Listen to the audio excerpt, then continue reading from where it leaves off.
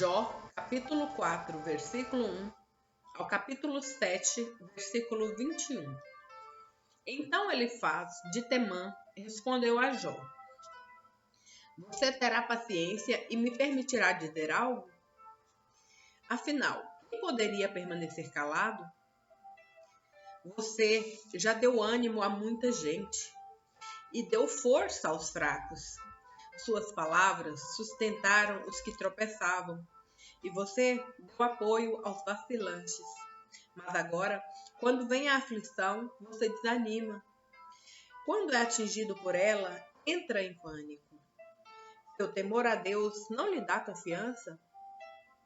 Sua vida íntegra não lhe traz esperança?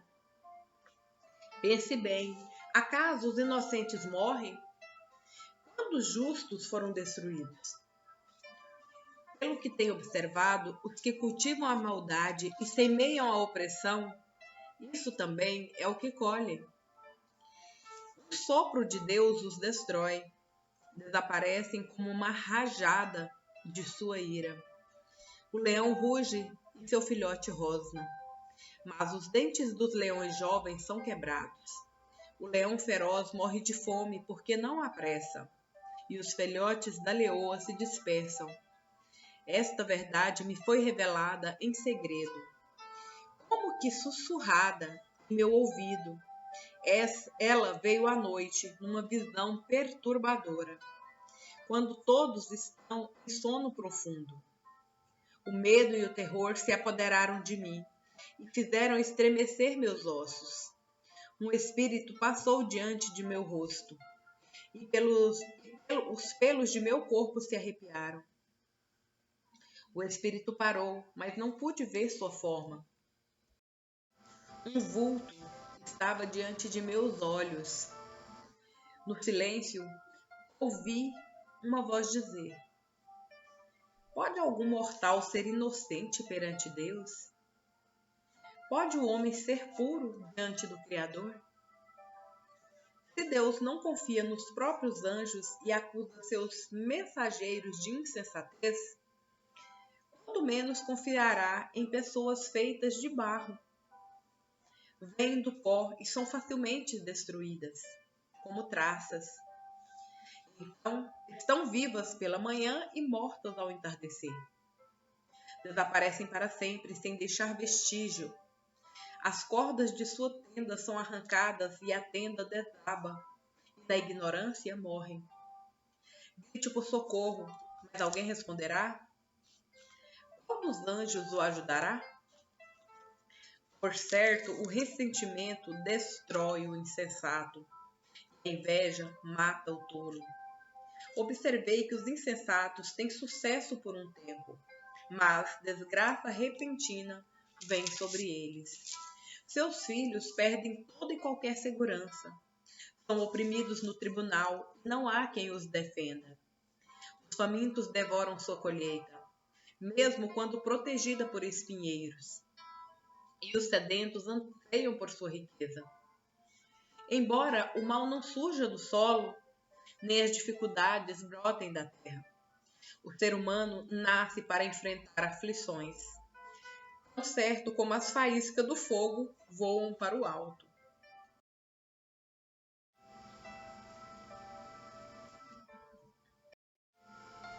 Se eu fosse você, buscaria a Deus e apresentaria minha causa. Ele faz grandes coisas, maravilhosas demais para entender, e realiza milagres incontáveis. Dá chuva à terra e água aos campos, exalta os humildes e protege os que sofrem. Frustra os planos dos maliciosos, para que as obras de suas mãos fracassem. Apanha os sábios em sua própria astúcia e frustra as intrigas dos ardilosos. Ficam na escuridão em pleno dia e tateiam ao meio-dia como se fosse noite. Ele salva os pobres das ofensas dos fortes e os livra das garras dos poderosos. Por fim, os desamparados têm esperança, e a boca dos perversos é fechada. Mas como são felizes os que Deus corrige!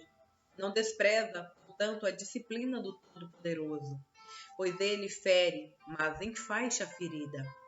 bate, mas suas mãos curam. Ele o livrará de 6 desgraças, e até mesmo da 7ª o guardará do mal. Ele o livrará da morte no tempo de fome, e do poder da espada no tempo de guerra. Você estará protegido das calúnias, e não terá medo quando vier a destruição. Rirá da destruição e da fome, e animais selvagens não o assustarão. Fará um pacto com as pedras do campo, e os animais selvagens estarão em paz com você. Saberá que seu lar está seguro. Ao contar seus bens, de nada achará falta. Terá muitos filhos, tantos descendentes como o capim no pasto. Boa velhice irá para a sepultura, como um feixe de cereal colhido no tempo certo. Observamos a vida e vimos que tudo isso é verdade. Ouça meu conselho e aplique-o à sua vida. Então, Jó falou novamente. Se fosse possível pesar minha aflição e pôr numa balança meu sofrimento, pesariam mais que toda a areia do mar. Por isso, falei de modo impulsivo. Pois o Todo-Poderoso me derrubou com suas flechas, e minha alma bebe o veneno delas. Os terrores de Deus se alinham contra mim. Os jumentos selvagens não zurram ao não encontrar capim? Os bois não mugem quando não têm alimento? As pessoas não se queixam quando falta sal na comida? Alguém gosta da clara de ovo e não tem sabor? Perco o apetite só de olhar para ela. Tenho enjoo só de pensar em comê-la. Quem dera meu pedido fosse atendido e Deus concedesse meu desejo. Quem dera ele me esmagasse, estendesse a mão e acabasse comigo. Ao menos tenho este consolo e alegria. Apesar da dor, não neguei as palavras do santo. Contudo, faltam-me forças para prosseguir. Não vejo motivo para viver. Acaso tenho a força de uma pedra? Meu corpo é feito de bronze? Não, estou completamente desamparado, sem chance alguma de sucesso. É preciso ter compaixão de um amigo abatido. Mas vocês me acusam sem nenhum temor do Todo-Poderoso. Meus irmãos, vocês se mostraram indignos de confiança, como um riacho intermitente que transborda sobre as margens, quando fica turvo por causa do gelo e a neve sobre ele se amontoa. Mas, chegado o tempo de seca, a água desaparece e o riacho some no calor. As caravanas saem de suas rotas, mas não há o que beber e morrem ali. As caravanas de Temã procuram essa água e os viajantes de Sabá esperam encontrá-la. Contam com ela, mas se decepcionam. Quando chegam suas esperanças são frustradas. Da mesma forma, vocês não me ajudaram. Viram minha desgraça e ficaram com medo. Mas por quê? Alguma vez lhes pedi presentes? Supliquei que me dessem algo seu? Pedi que me livrassem de meus inimigos ou que me resgatassem de meus opressores? Ensine-me e eu me calarei. Mostre-me onde errei. Palavras honestas são dolorosas, mas de que servem suas críticas? Consideram suas palavras convincentes, enquanto ignoram meu clamor de desespero? Seriam capazes de apostar um órfão num jogo de azar. Sim, venderiam até mesmo um amigo. Olhem para mim. Acaso eu mentiria para vocês? Não pressuponham que sou culpado, pois nada fiz de errado. Pensam que sou mentiroso? Acaso não sei mais distinguir entre bem e mal? Acaso a vida na terra não é uma luta? Nossos dias são como os de um trabalhador braçal, como o servo que anseia pela sombra, como o empregado à espera do pagamento. Recebi de herança meses de puro vazio. Fui condenado a passar noites longas em aflição. Deitado na cama, penso, quando chegará amanhã? Mas a noite se arrasta e reviro-me até o amanhecer. Meu corpo está coberto de vermes e crostras de feridas. Minha pele se racha e vaza pus. Meus dias correm mais depressa que a lançadeira de um tecido e terminam sem esperança. Lembra-te, ó Deus, que minha vida é apenas um sopro. Nunca mais voltarei a ver a felicidade. Tu me vês agora, mas em breve não me verás. Procurarás por mim, mas já não existirei. Como uma nuvem que se dissipa e some, os que descem à sepultura não voltam mais. Deixam seu lar para sempre, e ninguém se lembrará deles novamente. Não posso me calar, tenho de expressar minha angústia. Minha alma está amargurada, precisa se queixar. Acaso sou eu o mar revolto ou algum monstro marinho? Para que ponha sob vigilância? Penso, na cama encontrarei descanso, e o leito me aliviará o sofrimento. Mas tu me assustas com sonhos e me aterrorizas com visões. Preferiria ser estrangulado.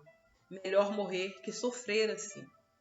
Odeio minha vida e não quero continuar a viver. Deixa-me em paz, pois meus dias se passam como um sopro. O que é o ser humano para que lhe des tanta importância e penses nele com tanta atenção? Pois os examinas todas as manhãs e o pões à prova cada instante. Por que não me deixas em paz? Dá-me tempo, pelo menos para engolir a saliva. Se eu pequei, o que te fiz, ó vigia de toda a humanidade? Por que fizeste de mim teu alvo? Acaso sou um fardo para ti? Por que não perdoa meu pecado e removes minha culpa?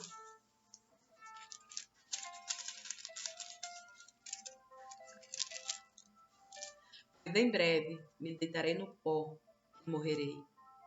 Quando procurares por mim, já não existirei. 1 Coríntios capítulo 14, versículos 18 ao 40. Dou graças a Deus porque falo em línguas mais que qualquer um de vocês. Contudo, numa reunião da igreja, prefiro dizer 5 palavras compreensíveis que ajudem os outros a falar 10.000 palavras em outras línguas. Irmãos, não sejam infantis no entendimento dessas coisas. Sejam inocentes como bebês com relação ao mal, mas sejam maduros no entendimento. Pois as Escrituras dizem: falarei a este povo em línguas estranhas e por meio de lábios de estrangeiros. Mesmo assim, este povo não me ouvirá, diz o Senhor. Portanto, falar em línguas é um sinal não para os que creem, mas para os descrentes. A profecia, contudo, é para os que creem, e não para os descrentes. Ainda assim, se descrentes ou pessoas que não entendem essas coisas entrarem na reunião de sua igreja e ouvirem todos falarem em língua, pensarão que vocês são loucos. Mas, se todos vocês estiverem profetizando, descrentes ou pessoas que não entendem essas coisas entrarem na reunião, serão convencidos do pecado e julgados por aquilo que vocês disserem. Ao ouvirem, os pensamentos secretos deles serão revelados, e eles cairão de joelhos e adorarão a Deus, declarando: de fato, Deus está aqui no meio de vocês. Pois bem, irmãos, o que fazer então? Quando vocês se reunirem, um cantará, o outro ensinará, o outro revelará.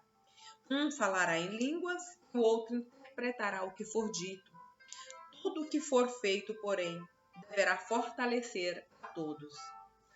Não mais do que 2 ou 3 devem falar em línguas. Devem se pronunciar um de cada vez. E alguém deve interpretar o que disserem. Mas, se não houver alguém que possa interpretar, devem permanecer calados na reunião da igreja, falando com Deus em particular. Que 2 ou 3 profetizem e os outros avaliem o que for dito. Se alguém estiver profetizando e outra pessoa receber uma revelação, quem está falando deve se calar. Desse modo, todos que profetizam terão sua vez de falar, um depois do outro, para que todos sejam instruídos e encorajados. Aqueles que profetizam têm controle de seu espírito e podem falar por vez, pois Deus não é Deus de desordem, mas Deus de paz, como em todas as reuniões do povo santo. As mulheres devem permanecer em silêncio durante as reuniões da igreja. Não é apropriado que falem. Devem ser submissas, como dizem a lei. Se tiver alguma pergunta, devem fazê-la ao marido, em casa, pois não é apropriado que as mulheres falem nas reuniões da igreja. Ou vocês pensam que a palavra de Deus se originou entre vocês? Acaso são os únicos aos quais ela foi entregue? Se alguém afirma ser profeta ou se considera espiritual, será o primeiro a reconhecer que o que digo é uma ordem do Senhor. Se alguém ignorar esse fato, ele mesmo será ignorado. Portanto, meus irmãos, anseiem profetizar. Não proíbam o falar em línguas, mas cuidem para que tudo seja feito com decência e ordem. Salmos, capítulo 37, versículos 30 ao 40. O justo oferece conselhos sábios e ensina o que é certo. Guarda no coração a lei de Deus, por isso seus passos são firmes. O perverso fica à espreita do justo e procura matá-lo. O Senhor, porém, não deixará que o perverso tenha sucesso, nem condenará o justo quando ele for julgado. Ponha sua esperança no Senhor e ande com firmeza pelo caminho dele. Ele o honrará e lhe dará a terra. E você verá os perversos serem destruídos. Vi pessoas más e cruéis florescerem como árvores em solo nativo. Mas, quando voltei a olhar, tinham desaparecido. Procurei por elas, mas não as encontrei. Observe os que são íntegros e justos. Um futuro maravilhoso espera os que amam a paz. Os rebeldes, porém, serão destruídos de uma só vez. Não tem futuro algum. O Senhor salva os justos. Ele é sua fortaleza em tempos de aflição. O Senhor os socorre e os livra dos perversos. Ele os salva, porque nele se refugiam. Provérbios, capítulo 21, versículo 27. O sacrifício do perverso é detestável, especialmente quando oferecido com más intenções.